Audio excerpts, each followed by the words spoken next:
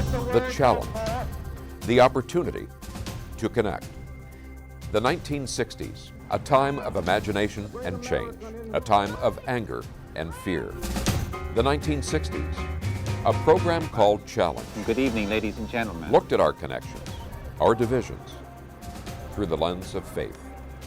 Nearly 60 years later, during these challenging times, we'll take a new look at our divisions, our connections, in a new program called Challenge 2.0. The rainbow flag first appeared in San Francisco in 1978, its colors symbolizing various gender identities and sexual orientations. Outside of recognizing what the flag means in a broad sense, how well do we know the life stories, the experiences, the challenges of the individuals that that flag represents? That understanding, then, is the focus and the goal of this edition of Challenge 2.0. So again, thank you for joining us. I'd like to begin by introducing Pastor Rick Pribanow, who is a chaplain and executive director of Open Door Ministries, a ministry of the Northwest Synod of the Evangelical Lutheran Church of America. Rick, I might ask if you would begin by giving us an overview of your ministry and how you use the power of individual stories to create connection where there's been, in essence, disconnection. Well, Open Door Ministries is also connected with Reconciling Works. Most all major denominations have support groups for people of the LGBTQ plus community. It used to be Lutherans were called Lutherans Concerned, but since Catholics had dignity and Episcopals had integrity and Presbyterians had more light and Mormons had affirmation, we felt that there was something better than just being called concerned.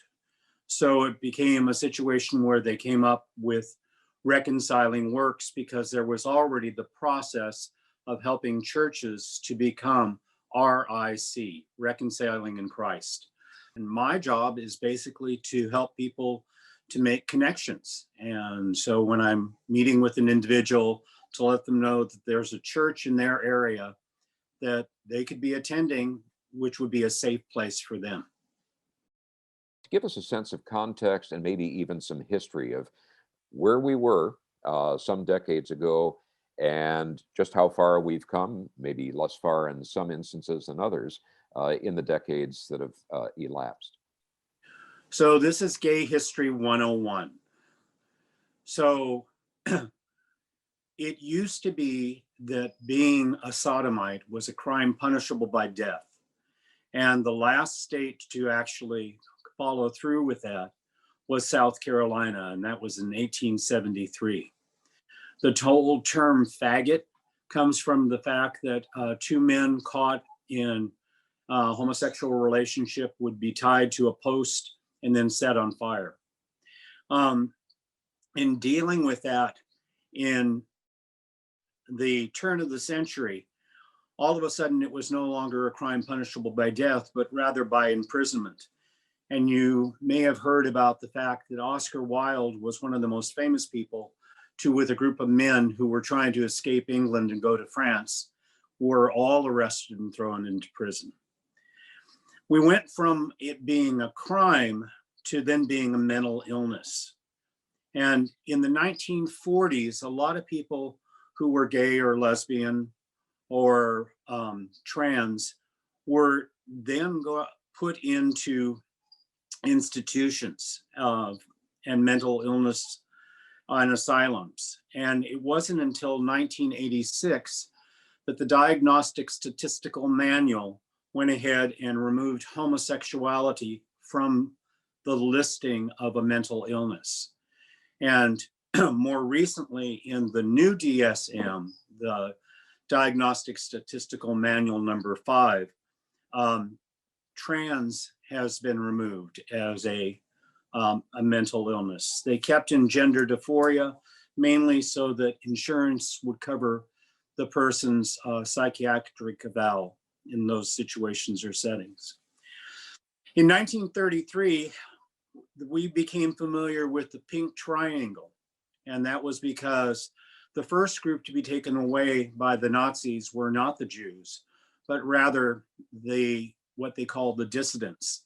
So gypsies and homosexuals were arrested, and the homosexuals that were arrested had pink triangles sewn on their uniform, and they were not allowed to sleep in the barracks. They were only given a half portion of ration, and their job was to bury the dead and to go ahead and maintain the latrines. So most all those individuals died during that period of time. It was in 1951 that Christine Jorgensen became famous because she was one of the first individuals of some renown to go through transformation surgery at that particular time. Now we call it confirmation surgery. And trans individuals are more visible, like Laverne Cox, who was in Orange is the New Black and won an Academy Award for that. But the real turning point was probably in 1969 with Stonewall. Stonewall was a gay bar in New York. And in 1969, Jeff, it was still illegal to sell alcohol to a known homosexual. So homosexuals had private bars and private clubs that they would go to. And the police on a regular basis would raid these places. And the bartenders or the owners would have to pay the police to leave. And if they didn't, people would start getting arrested and taken to jail. Well, what took place was Judy Garland had passed away. And so a whole group of individuals who were part of the gay community, including drag queens and some trans individuals, came to the Stonewall Inn to celebrate her life as a memorial. And they were singing Judy Garland songs. And the police burst in and went ahead and started to arrest people. And a riot broke out that lasted for 3 days. And that was the start of gay civil rights. So from 1969 on, that's where we started seeing marked changes. 1970 was the first gay flag, and that was in San Francisco. And so what took place is they, to celebrate the Stonewall Rebellion, had a parade as a protest. Then we went into the 70s and the 80s, and that's when the AIDS epidemic hit. And during this period of time, people became more active, like Larry Kramer in New York City, who organized the men's health concern. And Larry Kramer eventually became a friend with Dr. Fauci because Dr. Fauci had done a lot of work regarding the issue of HIV and AIDS, and it being not just an epidemic, but a pandemic. As time progressed, churches started becoming more welcoming and inclusive. And in 2009, the ELCA, Evangelical Lutheran Churches of America, went ahead and voted to approve clergy that were in committed relationships. Before this, you could be gay, but you couldn't be in a relationship.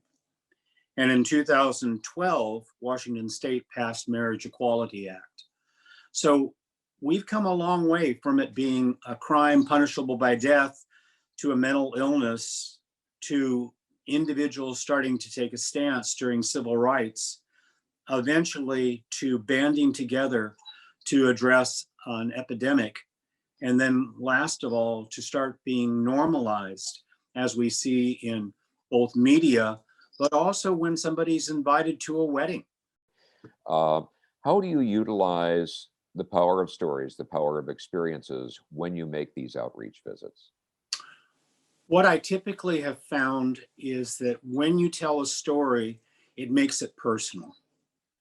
When it's just talking about a concept, it's still over the top of the person's head. We have a number of guests who typically work with you. I think you termed it speakers bureaus. Would now perhaps be a good opportunity to show how you use those stories to connect with different groups? Tom, if you'd be the first one. Okay. My name is Tom.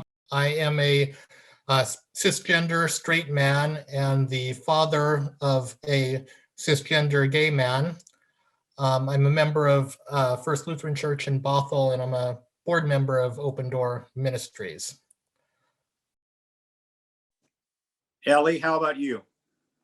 My name is Ellie. I'm a member of Prince of Peace and Shoreline. I'm also a member on our Synod Council. And I've been married for 41 years. I'm a late transitioning trans woman. I use feminine pronouns.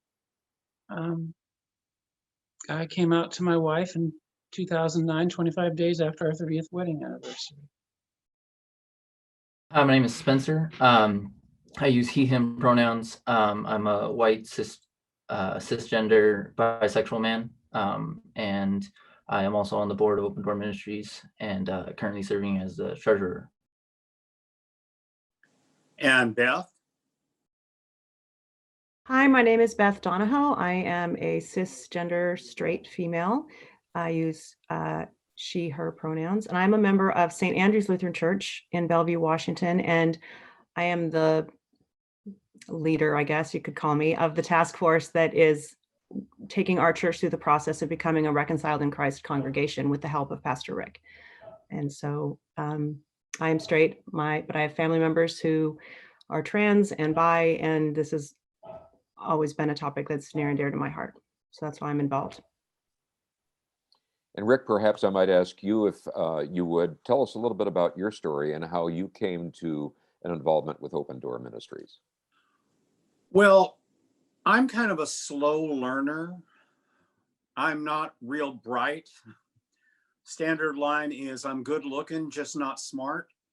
So what took place was because I'm celebrating my 72nd year, and I'm 72. I grew up in that period of time where it still wasn't okay to be gay, and was given the advice that, well, the way that you deal with this is you just go ahead and get married. And since I was already in the ministry, I went ahead and married a wonderful woman. Her name was Connie. And we were married for 16 years. And of the 16 years that we were married, probably 13 were good. And she went back to California to see her dad. And while she was gone, I got a phone call from Beacon's Movers saying, "We're just curious, are you taking the car and the piano?" And I said, "Taking them where?" And they said, oh, we apologize. We'll contact Mrs. Pribber now. So when I picked her up at the airport, Connie broke the news to me that she was leaving and that we were getting a divorce. And I said, "Connie, why? Why?" And she said, "Oh, Rick, you're queer." And I said, "What makes you think that?" And she ran down a long laundry list of little cues that she had picked up about my sexual orientation. Now, I had stayed true to my marriage vows, and so I hadn't gone ahead and violated anything like that. But what took place is I went to the therapist because we had been seeing a couples therapist. And I told him what she had said. And he said, "I'm so proud of her. It's taken her probably almost 3 years to have the courage to confront you." And he said, "Is there a possibility that you may be gay?" And for me, coming out later in life was not the sexual drive of, oh yeah, I gotta have it. It wasn't the standpoint of it being so much around physical satisfaction as it was identity. And so I started dealing with the fact that I wasn't being real and I wasn't being honest with who I was. And unfortunately, in some ways, I had messed up another person's life by going ahead and not being totally honest with Connie about who I was. As you share that story, Rick, I guess I would ask each of you the tension prior to either yourself or a family member coming out. Was that relieved afterward, or did you find that it was really compounded and that the healing took a while to occur after that? And whoever wants to tackle that first. The relevant part of my story starts about a little over 10 years ago, um, when our oldest son, who was a senior in high school, came to us one evening to my wife and I and said, "I want to take a drive." And so we said, okay. We got in the car and we started driving, and he was just silent. We drove for a long time and finally pulled into a Staples parking lot and parked.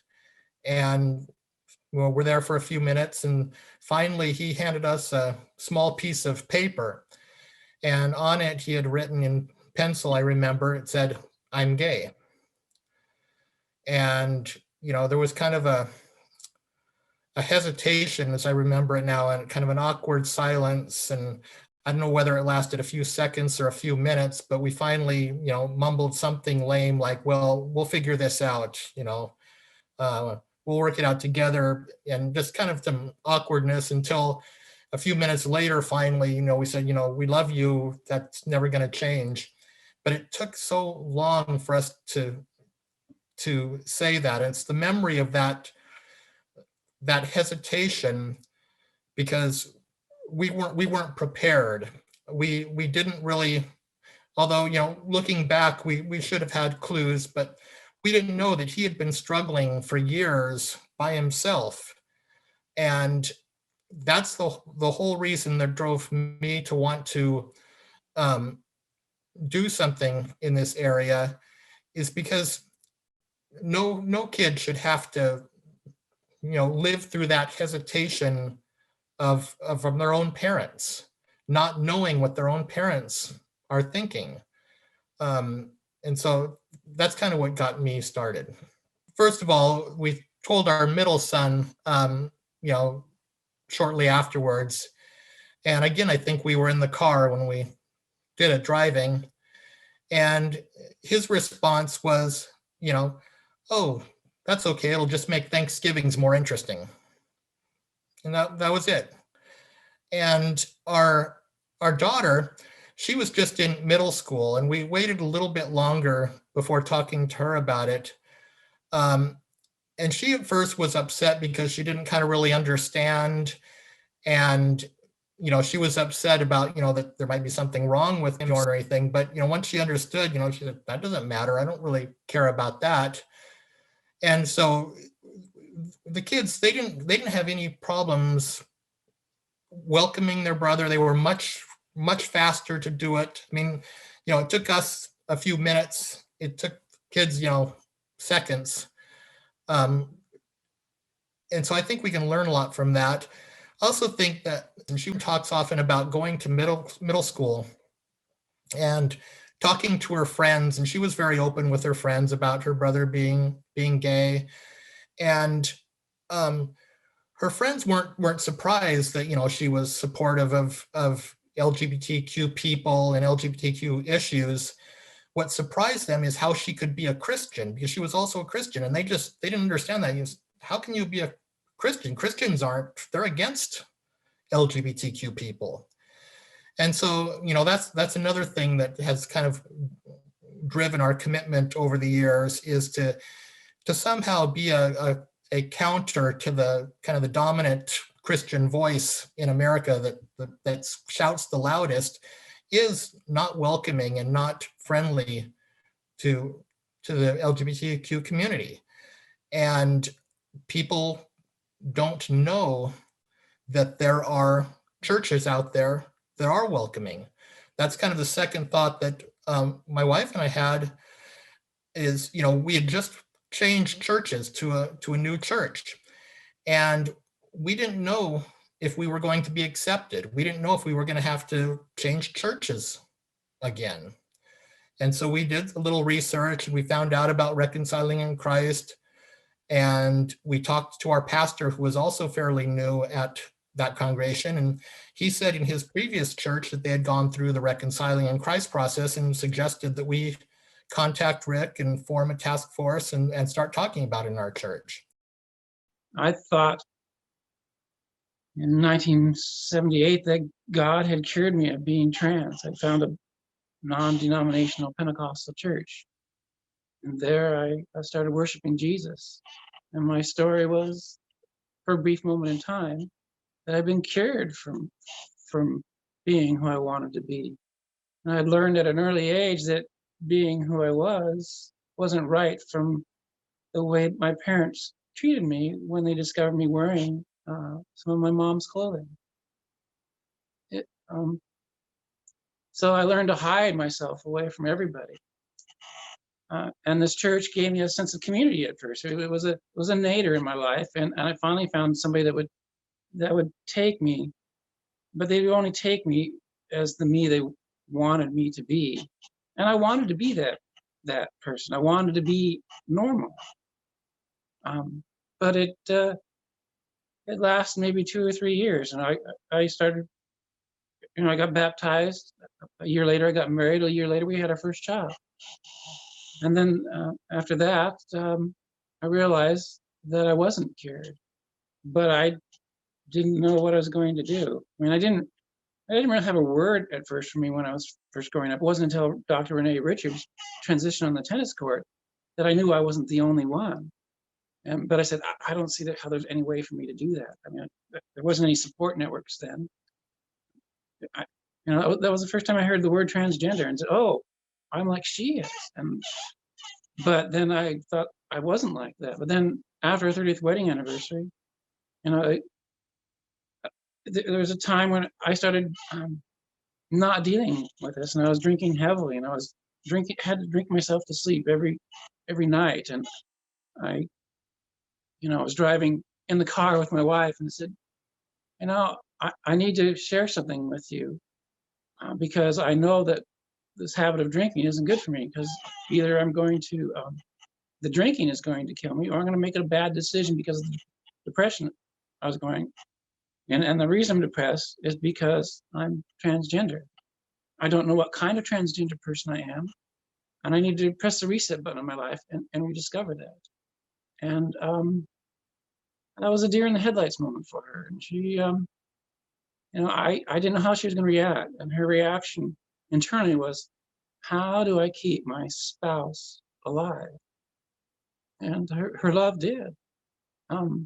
But then the next thing was, we were going to this Pentecostal church that it was against everything. And there was a few messages of grace there.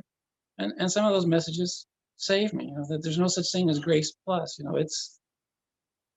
It's not by works, it's a gift. But then there's still a tendency to try to add these rules. And so I know I won't be safe here. This other church, I knew they were LGBT friendly because they had a sign on their board that said LGBT are welcome here. And that was the third church we went into and crossed the doorstep. And I had been emailing the pastor with my new name, but we walked through the door as the old me. And it was a small church, and so she put 2 and 2 together. And after the second week of going there, she said, well, let's talk. I know who you are. And we went and had a consultation with her on a Wednesday. And that was the first time I went through the church doors as the me I am now. And she said, well, this is an older church. And I wasn't planning on transitioning right then. I just knew it was in the future. She said, it'll be easier than, you're a new member, it'll be easier for them to get to just have to learn socialization one way. Would you mind transitioning now at church? And I said, well, this is who I'm going to be. I don't mind doing that. And not only were we welcomed as contributing members to the church, I became a council member, and there's other support that the church gave me. It was because they publicly declared LGBT are welcome here.